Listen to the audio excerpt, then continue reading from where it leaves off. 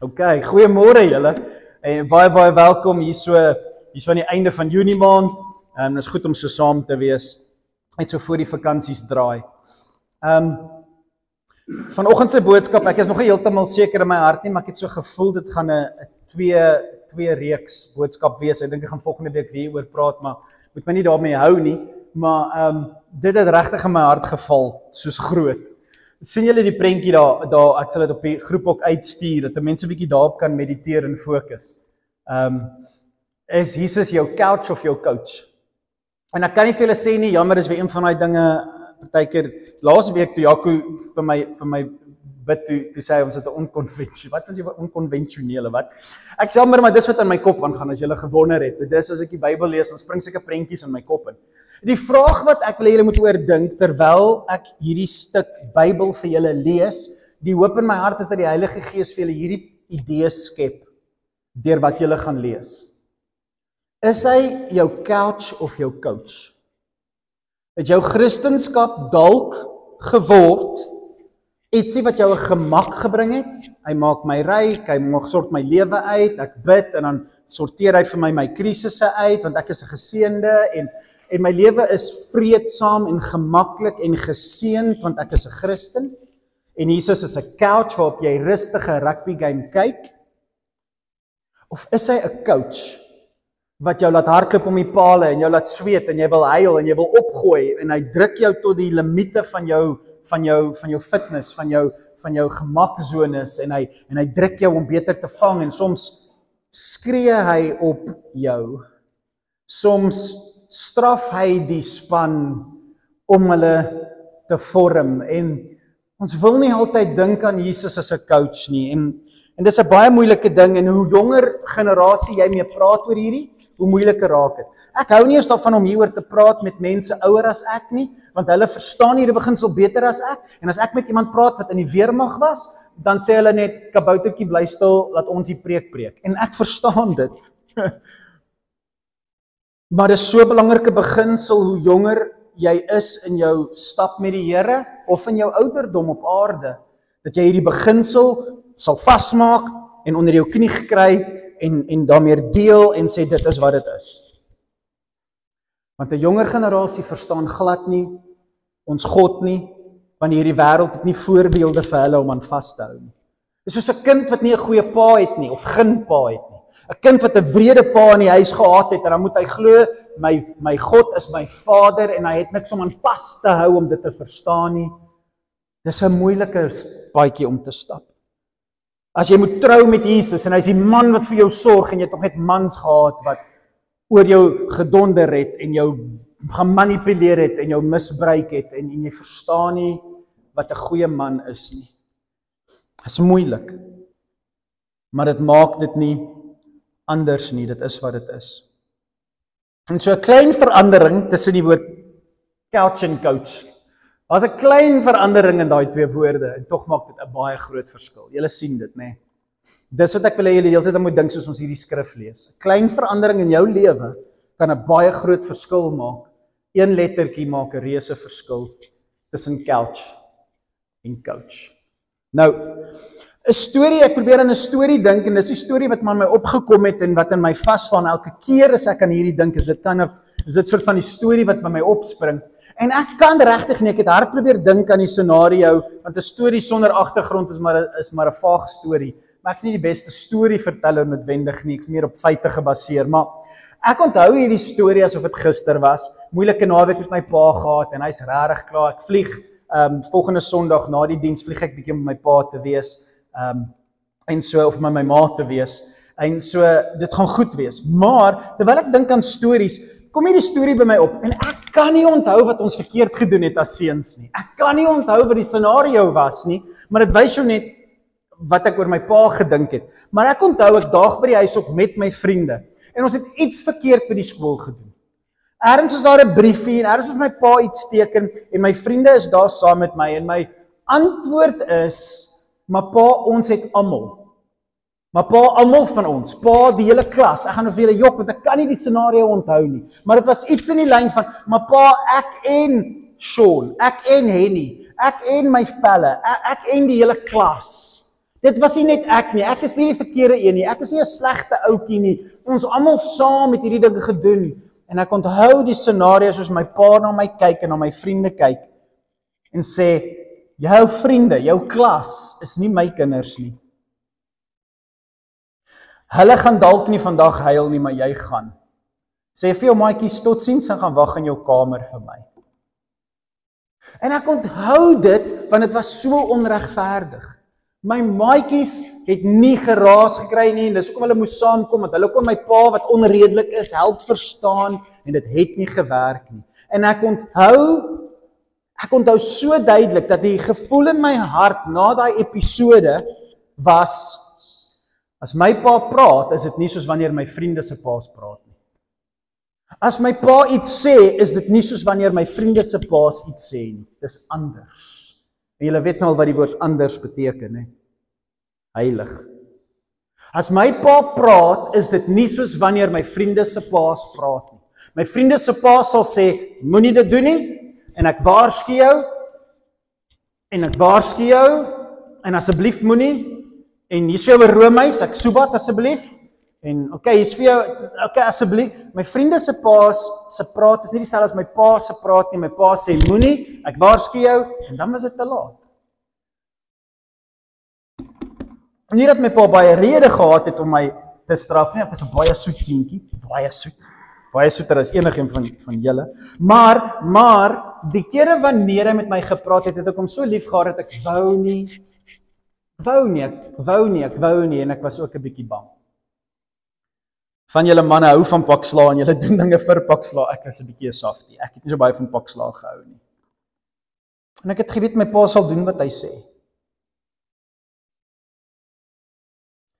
Ek sê vir julle op die skerm en in die blaadjie hierdie woorde wat ek wil hê in julle harte moet bly soos ek hierdie skrif met julle behandel. Want dis ek dink waar die krisis lê en die probleem lê, en ek wil hê hierdie met die konteks vorm soos jy deur die skrif gaan. Kyk wat staan op die skerm. God se dissipline is nie 'n reaksie op jou sonde nie. Die kruis is.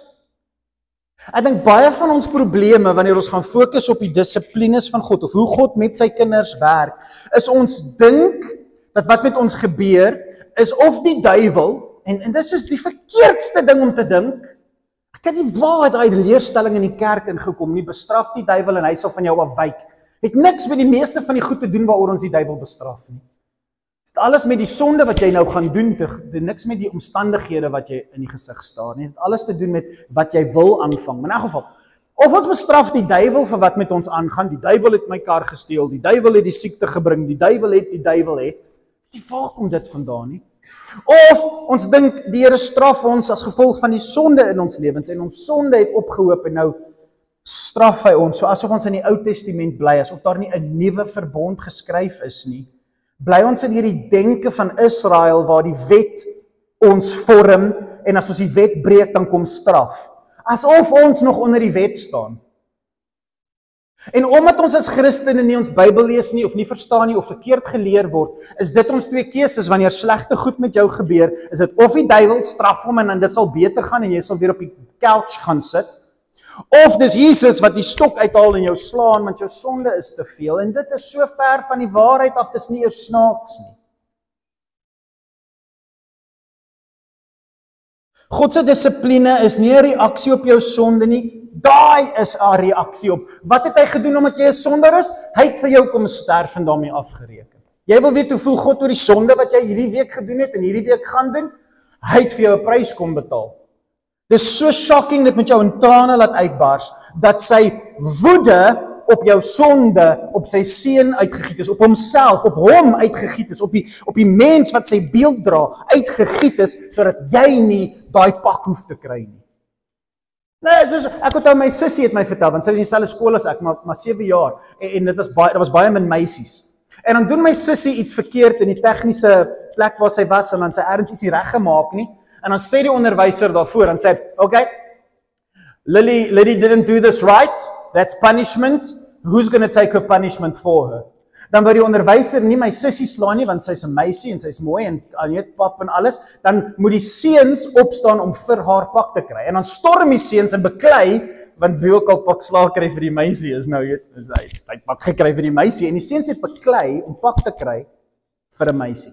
En die beeld was so snaaks vir my, net, het was so snaakse beeld, dat iemand sou vrywillig opstaan om pak slaag te kry vir iemand anders, en tog is dit so mooi, dat die onderwyser, dat God nie jou wou pak gee en gesê het, wie sal opstaan en die seels oopbreek? Wie sal die pak slaag kom vat om die reg te kry, om die name te lees van sondaars?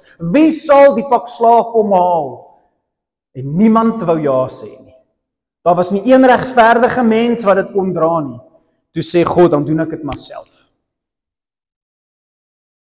Nou, asseblief probeer in julle weet dis waar, maar ons leef nie so nie. En die wêreld hoor dit nie, as hulle seer kry, dan is dit nie wat ons vir hulle sê nie. God se dissipline is 'n reaksie op sy liefde. Want so lief het God die wêreld gehad, dat hy sy enigste seun gestuur het, sodat die sonde afgereken mee kan word. En dan die volgende vers, hy het nie gekom om jou te oordeel nie, maar jou vry te spreek. So wat is sy dissipline op hierdie wêreld? Nie hulle straf hulle sondes nie. Dis 'n vorm van sy liefde, dat hy nog omgee oor jou. Dat hy nog belangstel in jou. Dissipline is 'n reaksie op sy liefde, om jou by die kruis te hou. Om jou by die kruis te hou, is 'n mooi manier om te sê, sodat jy nie hel toe gaan nie. Om jou by die kruis te hou, sodat jou sonde jou nie hel toe vat nie. Die loon van die sonde is die dood. Loon is nie 'n dissipline nie, dis 'n betaling. Jy doen iets, jy word betaal vir dit. Dissipline is nie 'n loon vir jou sonde nie. Dood is 'n loon vir jou sonde. Dissipline is 'n reaksie op sy liefde. En as jy dit verstaan, sal jy 'n bietjie beter wees om hierdie stuk Bybel te verstaan waardeur ek met ons gaan, 16 verse, en ek gaan net daardeur lees, en ek wil julle huis toe stuur daarmee, met die konsep dat julle sal begin leef binne in hierdie mooi wete. En ek wil hê dit moet mooi wees. Julle moet hier uitstap en hoor hoe mooi is hierdie idee van Christendom, wat te min gepreek word. Nou, ons is in Hebreërs 12, maar in Hebreërs 11 is Hebreërs 11 is 'n bekende stukkie, want dis die stukkie wat begin met wat is geloof, né? Wat is geloof? Almal hou van daai stukkie. Wat is geloof? Jy weet, dit wat jy nie kan sien nie, dit wat jy hoop. Nou, maar die res van Hebreërs 11 is alles 'n opsomming van die Ou Testament. Dit is alles 'n opsomming van al die mense wat julle ken, die name wat julle ken, né? Abraham en Jakob en Rut en al hierdie name is reg deur die hele Hebreërs 11, opsomming van die Ou Testament. En dan kom hoofstuk 12. En asseblief julle bly met my. Ek het dit bietjie op die skerm, maar volg met my, bly met my. En mag hierdie woord jou vorm. Ek weet iets van julle wat jy moet mooi hoor wat ek sê. Daarom, na jy Hebreërs 11 gelees het en verstaan, hy praat oor die Ou Testament en hierdie mense na wie ons kyk. Daarom, terwyl ons ook so 'n groot wolk getuies rondom ons het, dis die hele Ou Testament, laat ons van elke las ontslaa raak, van die sonde wat ons so maklik omring. En die wedloop wat vir ons voorlê met volharding hardloop. Die taal wat hy gebruik is 'n coach. Dis nie 'n couch nie, ek het vir jou sondes gesterf, rus in my vrede, geniet 'n Sabbat nie. Nee, die taal wat jy hier gaan hoor is 'n coach. Dis iemand wat jou probeer reg motiveer. Dis iemand wat jy wil nie hoor wat hy sê nie, maar hy staan jy hier en hy gaan nou basies met jou praat, met jou raas. Sien die coach wanneer hy praat oor wedloop en stryd en hardloop en wenpaal. Hoor hierdie coach se woorde. Hy sê, gooi nou af hierdie luigheid, hierdie waffles wat jy eet, hierdie verkeerde gewoontes waarmee jy besig is, hierdie dinge wat jy doen wat jou vastrek en jou lewe net so 'n bietjie moeiliker maak. Kom ons werk nou saam om ontslae te raak van hierdie goed wat maak dat jy 5de kom en nie eerste kom nie. Ek is jou coach en ek wil jou leer hierdie is goed wat jou stadiger maak in die lewe. Dit omring jou so maklik. Maar jy moet die wedloop, hardloop wat voor jou lê met volharding tot die einde toe. Dit's 'n lang afstand atleet. Die oog gerig op Jesus. Die oog gerig op Jesus. Hy's die coach. Hy's die een na wie jy kyk. Hy's die leidsman. Hy's die volëinder van jou geloof. Hy wat ter wille van die vreugde wat vir hom in die vooruitsig gestel is, hierdie wenpaal, hoekom doen jy enigiets in die lewe? Wat is die doel wat jy wil bereik wanneer jy iets aanpak? Is dit 'n salaris? Is dit 'n kontrak wat jy gaan kry? Is dit hoekom doen jy wat jy doen? Wat is die wenpaal vir jou? En hy sê, Jesus het hierdie dinge gedoen, hy het hierdeur gegaan vir die vreugde wat vir hom in die vooruitsig gestel is. Wat is die vooruitsig vir jou? Hoe kan jy 'n sport beoefen as jy net so, ek doen dit want dit is vir my lekker? Sodra iets beters kom, gaan jy ophou. Nee, 'n sportspersoon doen iets, want daar is iets wat hy moet bereik. Hy moet homself tot op die limiet van homself toets. Eintlik is elke atleet net teen homself opgegeer om homself te verbeter. Elke keer wat hy die sportspan beïnvloed, net homself verbeter. Hy wil beter vang, beter skop, vinniger hardloop, meer tackles maak, beter terugslaan. Hy wil homself verbeter elke liewe keer wanneer hy teenoor 'n vyand staan. En Jesus het die vreugde wat vir hom gewag het, vir die vooruitsig wat vir hom gestel is, die kruis verduur. Jy gaan nooit die kruis kan verduur. Jy gaan nooit hierdie dissipline, hierdie ding wat vir jou wag, want die kruis was Jesus se dissipline. Julle kan dit ook mooi gaan sien. Hoe Jesus deur wat hy gelei het, moes gehoorsaamheid leer om die kruis te verduur. Jy gaan ook 'n kruis moet verduur, jou kruis moet optel en saam met hom moet stap. Nou hoe gaan jy die kruis verduur as jy nie uitsien na iets nie? Hy sê, die skande daarvan het hy gering geag. Hy het sy plek aan die regterhand van die troon van God gaan inneem, en so daarom was die skande vir hom niks nie. Weet jy hoe erg is dit as 'n coach met jou raas? As jy soos, dit was sleg, Argentinië teen die Leeu's, almal is soos nee wat dit, hoe erg is dit wanneer die skynsregter of die kaptein na die tyd opkom en sê, nee, dit was onaanvaarbaar, dit was nie goed genoeg nie, dit was nie reg nie, ons gaan baie werk moet doen hierdie week. Hoe erg as jy weet dat in plek om fees te vier vir jou volgende wedstryd, jy nou dubbel so hard gaan werk, maar jy is eintlik nou moeg, maar jy moet harder werk.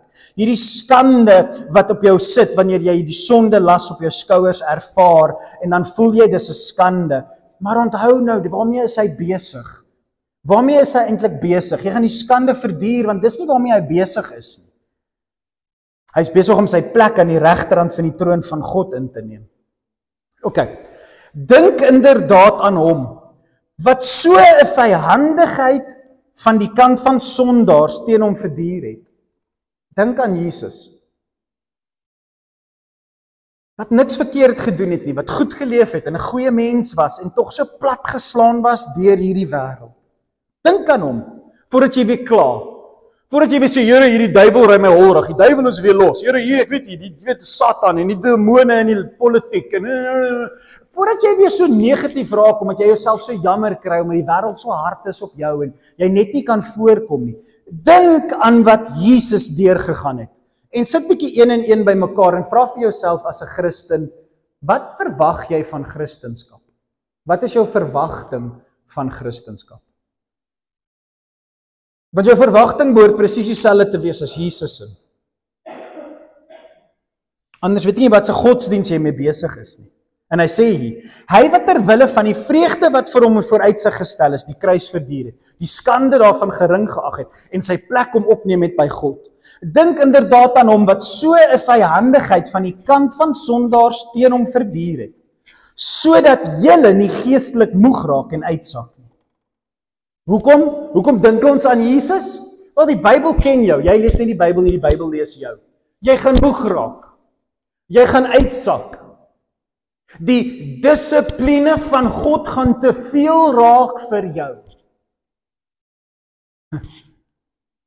Die dissipline van 'n goeie pa gaan te veel raak vir jou as jy nie weet wat aangaan nie.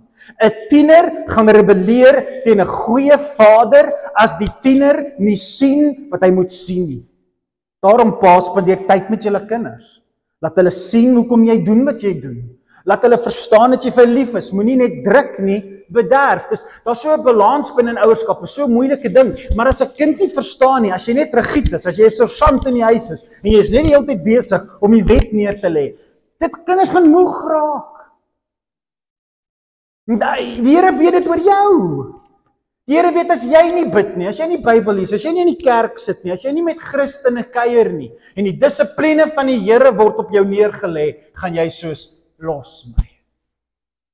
Ek wil uit jou huis uit weg. Gee my net wat my toekom en ek is weg. Kan nie wag om universiteit toe te gaan nie. Nee, oogso kan ek nie, jou pa sit agter jou. En so, dis so belangrik om te besef dat dit binne in ons elkeen is, of jy nou 18 is en of jy 80 is, om moeg te raak vir die dissipline van 'n Vader. En die Here weet dit oor ons, en daarom sê hy dit, hou Jesus voor oë. Dink oor 'n bietjie oor wat jy sê jy is as jy jouself 'n Christen noem. Dink inderdaad aan hom wat so 'n vyandigheid van die kant van sondaars teen hom moes verduur het. Ons dink dis die duiwel. Dis God. Dis God wat Jesus daardeur laat gaan het. Hy moes dit verduur uit God se hand uit. Hoe lees jy daai vers? Jesus is nie kwaad vir die duiwel. Dit was God het dit toegelaat. Jesus is soos, Vader, ek wil nie hierdie beker drink wat jy my gee. Dit was God wat hom dit laat verduur het.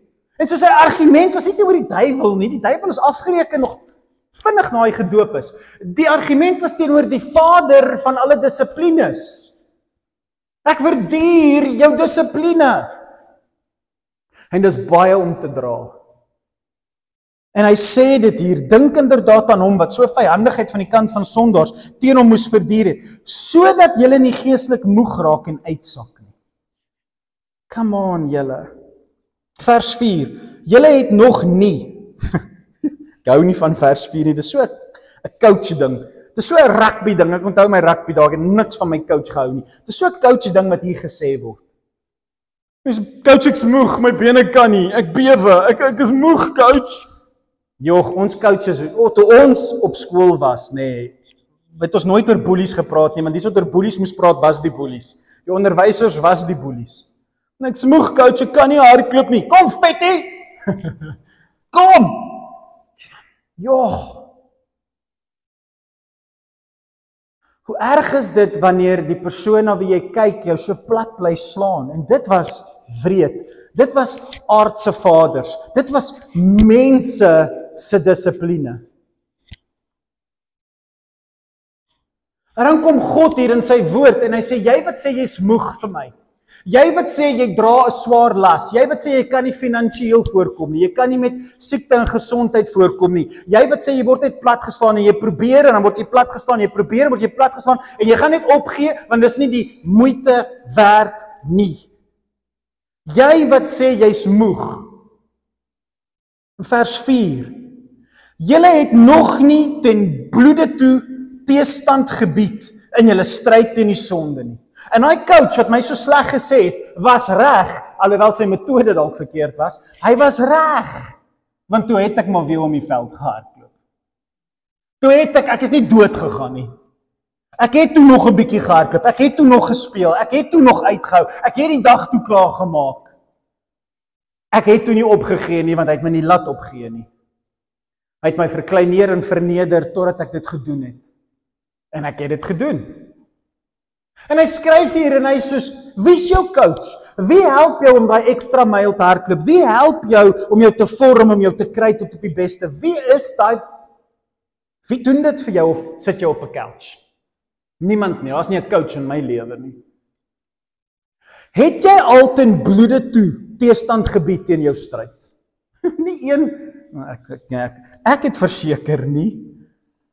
En dis so 'n moeilike vers. Jy kan nie net oor dit lees nie. Julle wat Bybel lees en net lees om te lees. Ek weet nie hoekom. Jy kan nie daai vers lees sonder om daar te sit nie. Jou Bybel toe te maak en môre terug te kom nie. Hoe lees jy verder na daai vers? Dis so 'n moeilike vers. Want dis God wat vir sy kinders sê, wat swaar kry. Julle het nog nie gebloei nie. Dis nie hoe ons die Vader God opsom nie. Ons som hom op soos 'n mamma wat haar kind sien swaar kry en net die bloed wil gaan opvee met 'n lappie soos Maria. Sy wil net daar wees en huil oor haar seentjie wat swaar kry. Dis 'n pa wat sê nee, kom aan, staan sterk, kom aan, jy kan dit doen. Kom aan, jy's nie 'n kwatter nie. Kom aan, ek het jou nie so groot gemaak. Dis paas wat druk terwyl ma's net soos waar is jou genade? Dis dit hy, dis ons babatjie daai.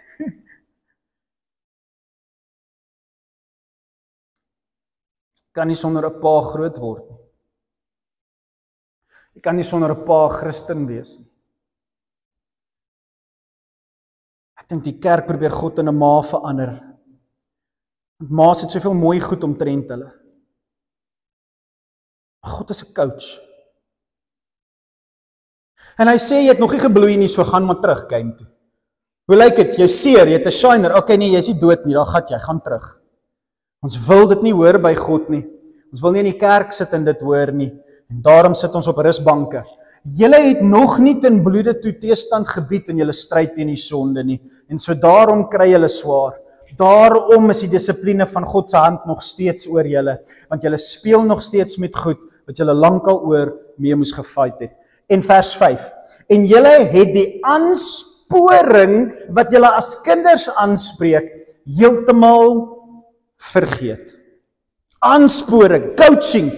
Come on, wat dink jy doen jy? Hoekom is jy nog steeds met daai ding besig? Jy is al daarmee besig toe jy 'n tiener was. Jy is nog come on, die aansporing van God om te stop waarmee jy besig is en in 'n nuwe rigting te draai. Om jouself te dissiplineer en te sê, hierdie ding verander ek nie. Dis in my lewe. Niks gaan daarmee mors nie. Jy is nog steeds besig om te kompromieer met dinge. Jy is nog steeds besig om jou eie wêreld te skep. Jy is nie besig om laat jou pa jou wêreld skep nie. Jy maak jou eie toekoms. Jy vorm jou eie toekoms. Jou dwaas. Jy speel nog steeds met kerk en bid en Bybel lees en klein groepies en stilte tyd en nagmaal en jy speel nog steeds met die goed, jou dwaas. Dis 'n coach hierso, hy raas met ons en ek weet nie of ons bereid is om lank genoeg stil te word voor God dat hy met ons raas nie, want ons hou nie daarvan nie. Geen mens hou daarvan nie. Hy sê hierso dit so mooi, julle het die aansporing wat julle as kinders aanspreek, vergeet. Ek dink dis waar in die kerk vandag.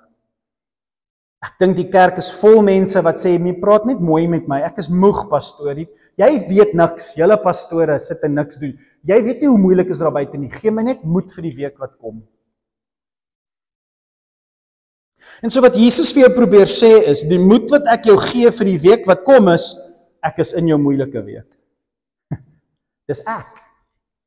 Daai moeilike week wat jy in die gesig gaan staar, verander 'n klein verandering. Dis nie die duiwel nie, dis nie 'n politieke regering nie, dis nie 'n ander nasie of ras of kultuur nie, dis ek. Dis ek. In die stryd wat jy stry, dis ek. En jy wil dit nie so sien nie, want jy haat wat deur jy gaan, en as jy moet dink dis God, dan is dit soos, maar dan haat ek wat God doen, en jy sukkel daarmee, maar dis omdat jy nie reg dink daaroor nie, daar's nog daai een lettertjie tussen couch en coach het nog nie geval nie. God is met jou besig. En jy sien hom nie raak nie, en daarom is jy moeg. Sien hom raak, en alles gaan verander. En so hy skryf dit, hy sê, jy het vergeet. Jy het nie die aansporing, want ek is besig om jou aan te spoor, maar jy het vergeet, en daarom sukkel jy. Hy haal Spreuke 3 aan. Spreuke is vol van hierdie, julle wat lief is vir Spreuke weet, julle kan al dink, baie Spreuke, praat oor die dissipline van God, en bring jou na die vrees van God toe, want sy dissipline is hard, baie hard. Vrees aan jou hand is dit vir 'n man om in die hand van 'n lewende God te val. Sy dissipline is, pak sla is nie lekker nie. Maar in elk geval, Spreuke 3 is wat hy hier aanhaal. Hy sê, my seun, moenie die dissiplinering van die Here geringskat nie. Dis Spreuke 3. Moenie moedeloos word wanneer jy deur hom bestraf word nie. Want die een vir wie die Here liefhet, tug hy, en hy straf elke seun wat hy aanneem.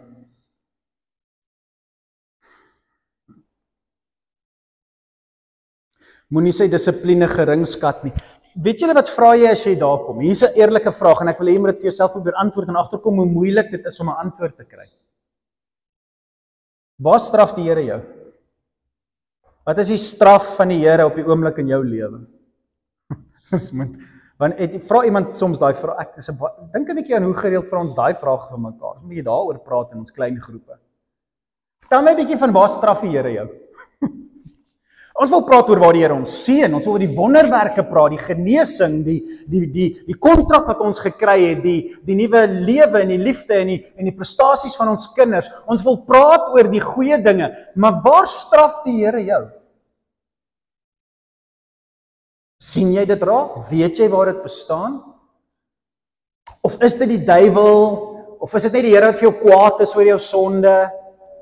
En nou wil hy hê jy moet ophou sonde doen? Nee, waar is die dissipline van die Here waar hy jou karakter vorm? Vertel my 'n bietjie daarvan. Waar vorm hy jou want hy's lief vir jou? Dis baie interessant. Julle matrieks wat universiteit toe gaan en uit julle ouers se huise gaan uitbeweeg. Wie gaan jou tug? Wie gaan vir jou sê dis nie 'n goeie idee nie, moenie dit doen nie. Het jy geleer, het jy gedit? Wie gaan jou dissiplineer? As jy nie 'n goeie kerk vind en 'n goeie selgroep vind en jy kom by die Bybel uit en die Bybel vorm en dissiplineer jou nie, wie dink jy gaan dit vir jou? Niemand. Jy gaan nie 'n coach hê nie, jy gaan moeg wees vir 'n coach, jy gaan op 'n couch sit en dink jou toekoms gaan gebeur. Hoor mooi wat sê hy so verder, is so mooi, Hy skryf hier vers 7. Verdra dit as stigtiging, want God behandel julle as sy seuns en dogters. Want watter seun word nie deur sy vader getug nie? Vandag is die antwoord baie. Maar dit was nie toe die antwoord nie. Maar as julle sonder tugtiging is, waaraan almal deel gehad het. Nou stop daar en verstaan die frustrasie van jong mense vandag. Hoekom jong mense na kerke toe wil stroom wat net dit is so 'n probleem, want ons as 'n Christen generasie het nie meer 'n voorbeeld van tug in ons kinders nie. Julle weet ek is betrokke in skole, julle weet hoe lief ek was vir die skoolwerk wat ek gedoen het, en my argumente het begin, my frustrasie het begin, want ek het die mense wat in leierskap is verkeerd begin opvryf, omdat ek frustreerd was oor die tug in skole. Omdat hulle probeer sê, respekteer, want liefde is die doel, maar daar is geen vrees nie. En as daar nie vrees is nie, is daar nie respek nie, en as daar nie respek is nie, sal jy nooit liefde, gees, kultuur in 'n skool hê nie. Jy sal dit nooit hê sonder vrees nie.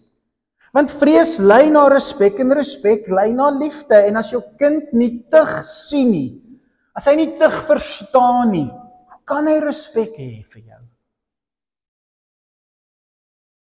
En wanneer Christenskole nie hierdie verstaan nie, wanneer Christenouers nie hierdie verstaan nie, en bederf en gee en aanhou ja sê, want ons wil net nie ons kinders moet van ons af wegloop nie. O, net nou raak hulle moeg en verlaat ons geloof en ons godsdienst as ons hulle forceer om dinge te doen.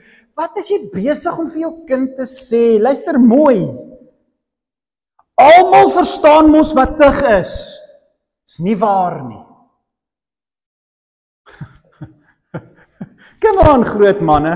Hoe gereeld sê ons ja nee, hoe gaan in ons land soos dit gaan, want niemand gaan meer tronk toe nie, nê. Jy doen wat jy wil en dan is geen straffe wat aangaan nie. Die taxi ry oor die rooi lig en ek gaan hom nie draai en dan word ek gestop. Julle haat dit as julle sien tug word nie toegepas nie, nê? Dis wat ons haat. Wat van jou? Wat van jou? Wat is God se rol van tug in jou lewe? Wil jy hê ander mense moet getug word as hulle dinge verkeerd doen en jy moet net genade ontvang? Jy moet net vergewe word en alles is net klaar en verby en ek gaan net hemel toe en die Here verstaan my en hy het my lief. Hoe is dit dat Christene vandag dink ons kan leef soos ons wil in verhoudings en saam intrek en saam bly en saam dinge doen en net saam leef en vloek en rook en vape en dinge aanvang? Ek sien party en ek kyk myself, waar's jou sin van tug? Dit bestaan nie, want dis 'n couch of is 'n coach. Okay. So my krisis is, die Here het tug gebruik, want hy glo dat tug is iets wat nooit moet verdwyn nie. Dis 'n beginsel wat bly staan, sodat ons volgende generasies dit kan beleef. Maar ons leef in die eindtyd. En as hy nie vroeër kom nie, sal selfs die uitverkorenes dit nie maak nie, want tug is besig om te verdwyn in die kerk. Ek wil nie eens praat oor goed so sensuur en wanneer, ek meen dit goed gebeur nie eens nie, maar dis gelukkig nooit nodig in leefgemeente nie. Ag, julle is so smart. Maar ek preek vir ander mense, né? So maar julle moet dit verstaan. So okay, hier gaan ons. Want watter seun word nie deur sy vader getug nie, maar as julle sonder tugtiging is, waaraan almal eintlik deel gehad het, dan is julle oneg, nie egte seuns nie. Verder, vers 9, ons het tog ons aardse vaders gehaat. En ons het aard nie gehaat met soos ek haat jou nie. Ons het aardse vaders, wat ons getug het, ek hoop julle hoor dit, en ons het hulle gerespekteer. Sien, daar's my rympie, tug lei na respek, dit voel nie op die oomblik so nie, maar sal ons nie baie eerder aan ons geestelike Vader onderwerp en leef nie? En jou pa was wreed, en jou pa was gemeen, en jou pa was interessant, en hy het jou nooit 'n drukkie gegee nie, en hy het jou nooit lief gehê nie, en jy verstaan nie jou hemelse Vader vandag so lekker nie, want jou aardse Vader het dit vir jou moeilik gemaak. En tog, vandag as 'n ouer man of vrou, kan jy terugkyk en sê, as dit nie vir dit was nie.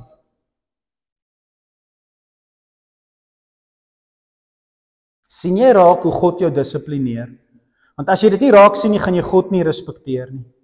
En as jy hom nie respekteer nie, gaan jou liefde 'n valse liefde wees wat jou nie by die kruis gaan hou nie. Want respek kom nie van liefde af nie, respek kom van vrees af. En dissipline kweek dit. En dit lei jou na liefde toe. Want hulle het ons vir 'n kort rukkie getug, volgens dit wat vir hulle reg gelyk het. Hoe baie keer as 'n pa doen ek goed oor my kinders en tug hulle en as ek verkeerd. Mediate, dissiplineer ek, judge ek tussen een kind en 'n ander kind. En dan is dit net makliker om met daai kind te raas, want daai kind hanteer dit beter en die ander kind kom net skotvry daar. Hoeveel keer het ons al goed verkeerd getug in ons lewens? Hoeveel keer het jy al twee kinders geroep en met al twee geraas, maar dis net een se fout? Hoeveel keer het ons al verkeerd getug? Maar ons doen wat ons dink reg is. Ons doen op die oomblik wat ons beste is. As ons goeie ouers is, dan doen ons maar ons beste op daai oomblik. Al is dit so verkeerd, maar dis die beste wat ons kan. Ons is nie perfekte mense nie. Maar as ons aardse paas ons getug het, volgens hulle beswil wat hulle gedink het reg is. Maar God tug ons tot ons beswil. Ek tug my kinders volgens wat ek dink reg is. God tug ons volgens wat hy weet vir ons reg is. Ek wens elke ouer kan altyd so tug. Maar wie dink jy is God? Dink jy hy is perfek of dink jy hy is nie perfek nie? So as God jou tug, kan jy jou frustrasie waarin jy is op die oomblik sien as God is besig om iets te doen vir jou beswil. Dit is onmoontlik. 'n Pak sla voel nooit so nie. Wanneer voel 'n pak sla lekker? Moenie jy skyn heilig hier voor my kom sit en soos, okay pastoor, ons het jou, kan ons nou huis toe gaan. Okay, die moeilikheid in my week, dis God. Okay, ek sal nou ander. Waarvan praat jy? Jy gaan opgee as jy pak sla ervaar. Daarom 'n klein verskil in jou kop. Hy tug ons vir ons beswil. Tot ons beswil, sodat ons deel kan kry aan sy heiligheid. Hoekom tug hy jou? Hy wil jou in die hemel hê. Hy tug jou nie dat jy meer geld kan maak nie, en hy tug jou om jou in die hemel te kry. Hy tug jou om jou in die hemel te kry. Hy stuur 7000 taksies op Ocean Drive in die oggende, want hy wil my blykbaar in die hemel kry. Hy wil jou in die hemel kry.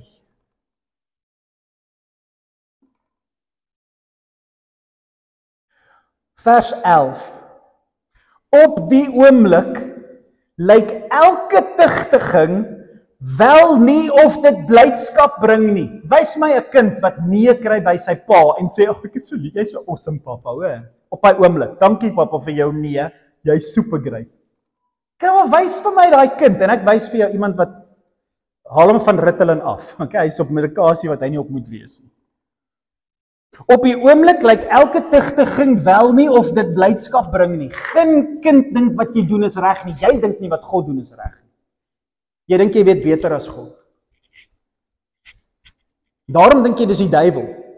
Want as jy dit die duiwel, eintlik wat jy probeer sê is, wat nou gebeur met my is nie reg nie, en so dit moet die duiwel wees.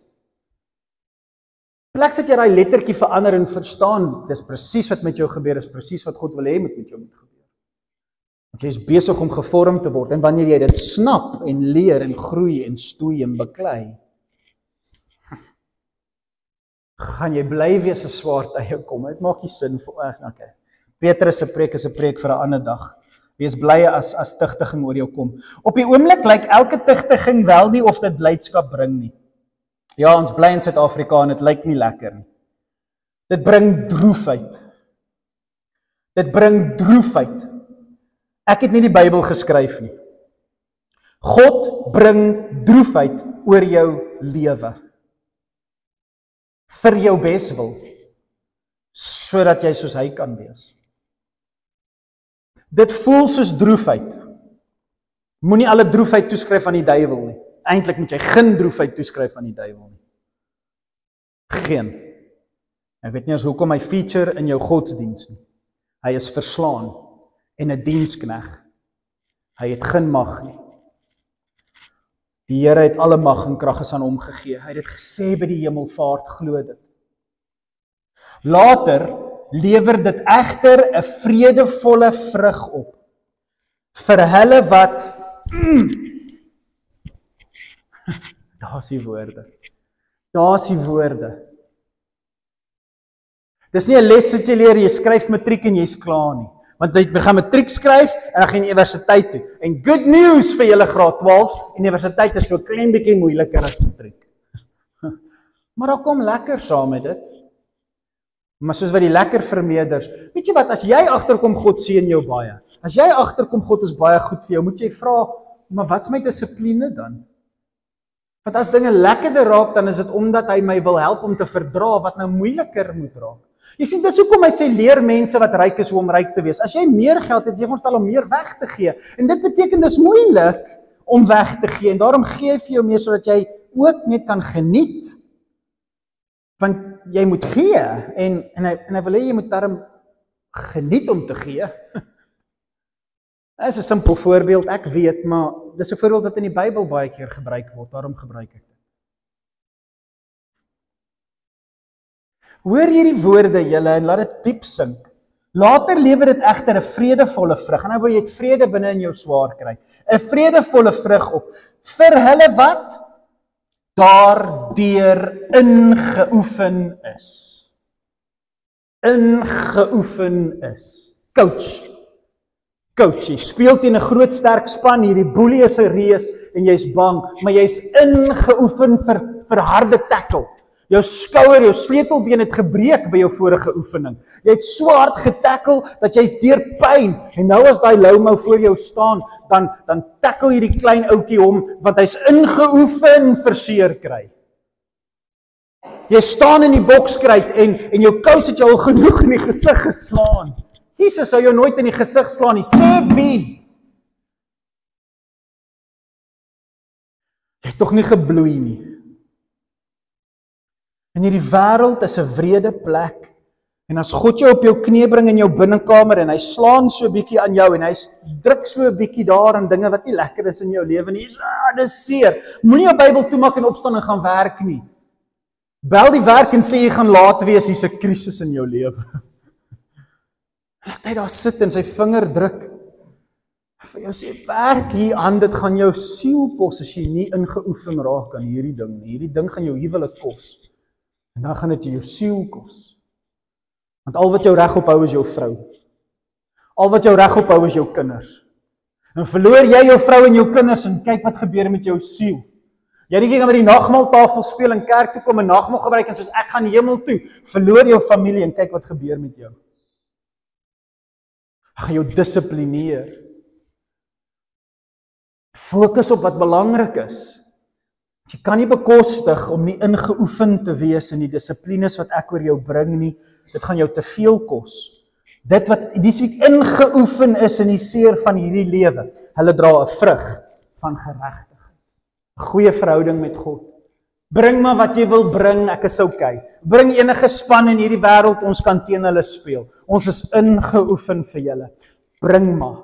Dis is nie bang vir die duiwel nie. Ek bestraf nie die duiwel dat hy van my afvlug oor wat om my aangaan nie. Ek bestraf hom in my binnekamer wanneer ek wil opstaan as ek seer kry, opgee as dit swaar gaan. Dis wanneer ek vir hom sê, ek sit nou hier om seer te kry. Ek sit nou hier om te oefen. Ek sit nou hier vir dissipline se rede. Moenie my nou pla nie. Die Here is met my besig. Daarom tel op die slap hande van die lamknieë en maak reguit die paaie vir julle voete. Hande, knieë, voete. Dis alles dinge wat te doen het met sport en veg en regmaak. Dis alles dinge wat sportsmense sal verstaan. Die dinge waar jy die pyn eers te voel. Sodat wat lam is, nie dalk mag swik nie, maar eerder gesond kan word. Een keer gered, altyd gered. Jy mag met my verskil, jy hoef nie die gemeente te bedank as jy met my verskil nie, maar ek roep twak op dit.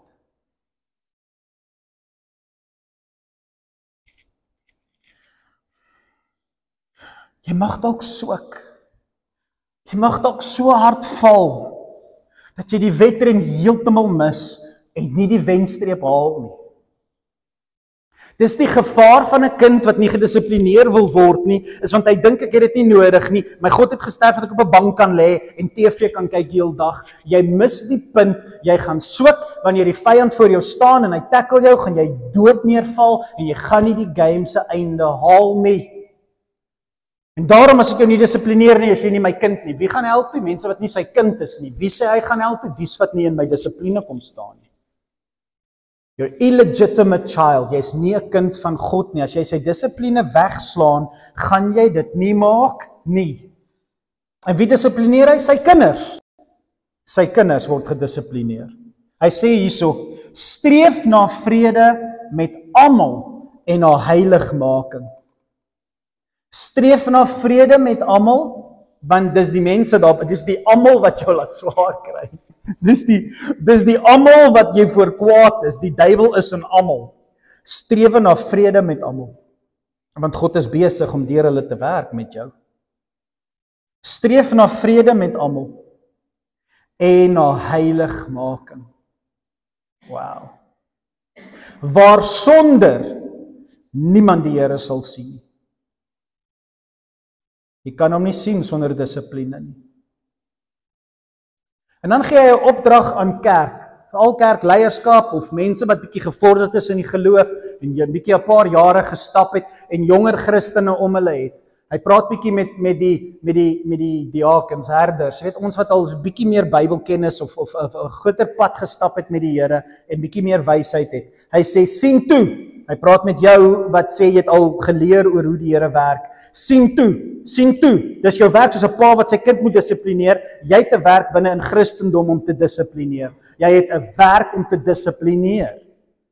Sien toe dat niemand die genade van God verspeel nie. Baie mense dink dis nie moontlik nie. Daarom as iemand hulle aanspreek en vir jou sê, luister jy moet ophou hiermee. Wie is jy om my te oordeel? Oh. Jy het geen idee wat 'n geestelike aardse vader is nie. Jy het geen idee van die skrif wanneer Paulus vir Timoteus sê ek is jou geestelike pa. Luister na my. En dan dissiplineer hy Timoteus. Luister na daai Bybel wat jou ma en jou ouma jou geleer het, Timoteus. En hy dissiplineer sy geestelike seun. En hy skryf dit so mooi hierso. Hy sê, sien toe dat niemand die genade van God verspeel nie. Dis moontlik om sy genade te verspeel. Moenie op 'n couch gaan sit nie, leefgemeente. Die werk is nie klaar nie. Die werk is nie 'n wag vir die hemel om te kom nie. Pinkster is gaan. En hy gaan jou bakslag gee, want jy moet gaan. Sien toe dat niemand die genade van God verspeel nie. Sodat geen wortel van bitterheid opskiet en moeilikheid veroorsaak en baie daardeur besoedel word nie. Gee jou kind 'n bietjie pak of raas met hulle of sê vir hulle nee en kyk wat se bitterheid skiet in hulle op. Come on, ek moet 'n paar groot mense vra om nou op te staan en te kom getuig. Ek onthou toe ek van my pa gesê het, ek haat jou. Kyk wat 'n bitterheid skiet op as God jou dissiplineer. As jy nie daai klein verskil in jou kop al gemaak het nie. Pas op, as ons mekaar aanspreek binne in ons klein groepies en ons sit staan en ons stoei oor dinge wat nie altyd lekker is en mooi klink vir die wêreld of mense daar buite nie. Maar hoe heerlik is dit as yster begin slyp. Hoe lekker is dit as jy 'n mansvriend vind, my mansvriend of 'n vrouevriend vind, vrouvriend, wat jou in die oë sal kyk en sal sê ek gaan met jou beklei oor iets want ek dink nie dis reg wat jy dink of praat of redeneer nie. Hoe belangrik vir pastore om sulke vriende in hulle lewe te hê. Sien toe dat niemand die genade van God verspeel nie, sodat geen wortel van bitterheid opskiet nie en moeilikheid veroorsaak en baie daardeur besoedel word nie. God sal my nie hel toe stuur nie. God sal dit nie aan my doen nie. God sal nie. Oppas vir jou bitterheid, jy gaan ander mense beïnvloed en besoedel. Vers 16 om klaar te maak. Ook dat niemand sedeloos, dit beteken seksuele sondes, want dis ons groot stryd in hierdie lewe, of goddeloos, en as jy wil weet wat dit is, dis eintlik maar geld. Dit beteken jy leef sonder met jou skyn in die wêreld om jou, dat die wêreld deur jou geseën word soos Abraham se belofte was. Dis eintlik waar ons twee groot stryd vandaan kom, is selfsugtigheid, en dit word uitgeoefen in die liggaam, of word uitgeoefen in die sweet van jou aangesig. Adam en Eva se storie, né? So of dit is in jou liggaam, en of dit is met die sweet van jou aangesig, hy sê, maak seker dat niemand van julle met sonde besig is nie, soos Esau. En ek gaan die boodskap hier stop, en ek wil aangaan en 'n bietjie met julle praat daaroor, want ek wil hê julle moet verstaan, as hy voorbeelde uit die Bybel gebruik, dat God jou nie wil los om te verstaan wat hy sê nie. En God gaan 'n man met die naam Esau nou aanhaal, en oor 'n man Esau praat, en hy gaan vir jou sê wat hy bedoel. Hoe lyk dit wanneer God jou dissiplineer? En hoe lyk dit as God iemand los en sê, hy's nie my seun nie, ek dissiplineer hom nie? Hoe lyk dit vir jou? Want soms, en ek gaan hiermee afeindig, soms is die mense wat jy dophou en dink hulle is wonderlike Christene, die mense wat nie gedissiplineer word nie. Die mense wat nie vir jou kan sê, waar dissiplineer God hulle nie.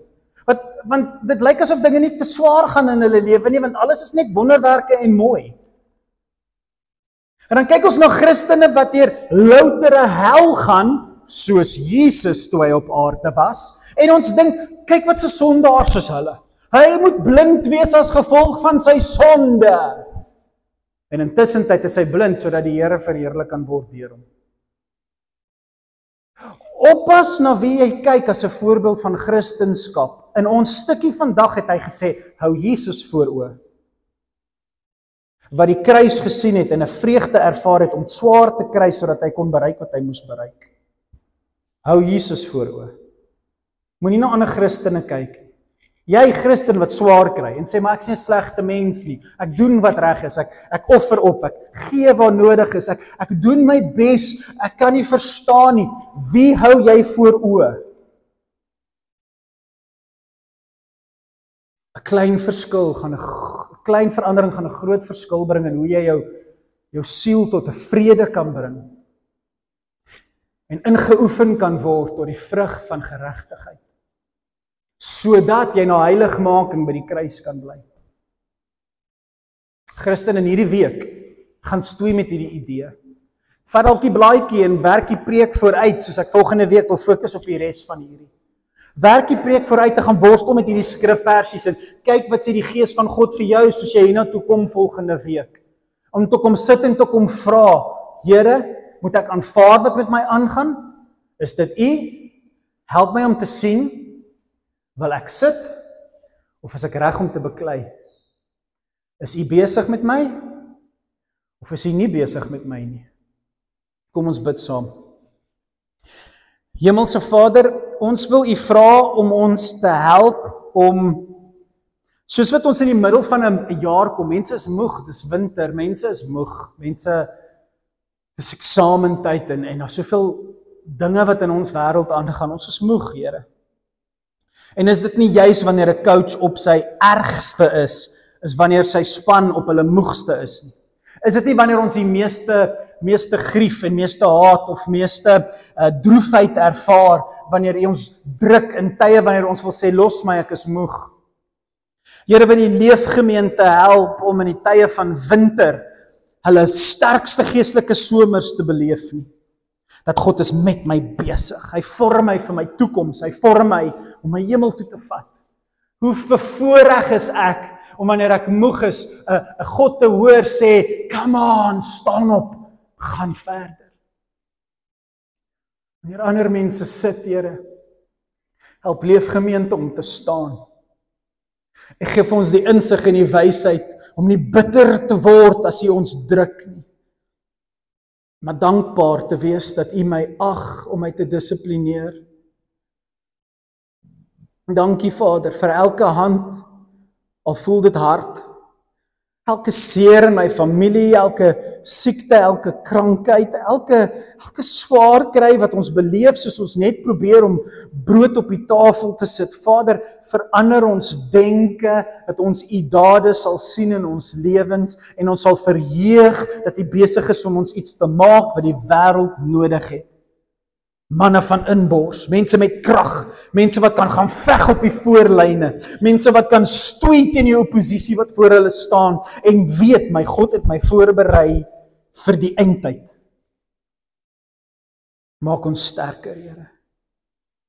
Jammer as ons moeg raak en opgee, jammer as ons nie meer Bybel lees en stilte tyd doen nie, want dinge is te moeilik vir ons. Jammer as ons eintlik stilstypes gooi en tantrums gooi en net weier om kerk toe te kom of Bybel te lees, want ons is moeg.